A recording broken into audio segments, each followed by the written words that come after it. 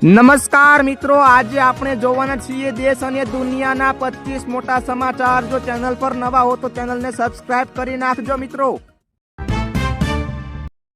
કુદરતી ખેતી પર ભારત સરકાર દ્વારા પ્રાકૃતિક ખેતી કરતા ખેડૂતોને પ્રોત્સાહન આપવા માટે વિશેષ તાલીમ અને સહાય યોજના જાહેર કરવામાં આવી છે।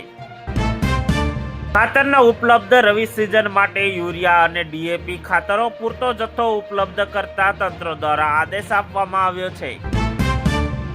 સોલાર પંપ યોજના કુસુમ યોજના અંતર્ગત ખેડૂતો ખેતરમાં સોલાર પંપ બેસાડવા માટે 90% સુધીની સબસિડી લાભાર્થ મળી રહી છે।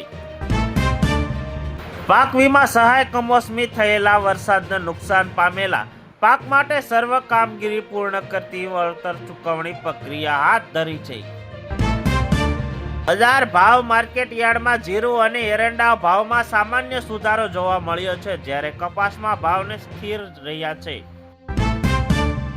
સ્માર્ટ ફાર્મિંગ ડ્રોન દ્વારા ખેતરમાં દવા છંટકાવ કરવા માટે ખેડૂતોને ભાડામાં સબસિડી આપવા નવી યોજના અમલ લેવાય છે।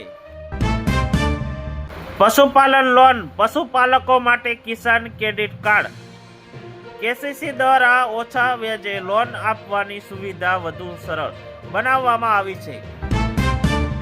મજૂરી કામ માટે રાજસ્થાનથી ગુજરાત આવેલા 17 વર્ષના આદિવાસી સગીરા રહસ્ય મોત બાદ તેના પિતાએ સ્વતંત્ર તપાસની માંગણી સાથે હાઈકોર્ટમાં દ્વારા ખખડાવ્યું છે।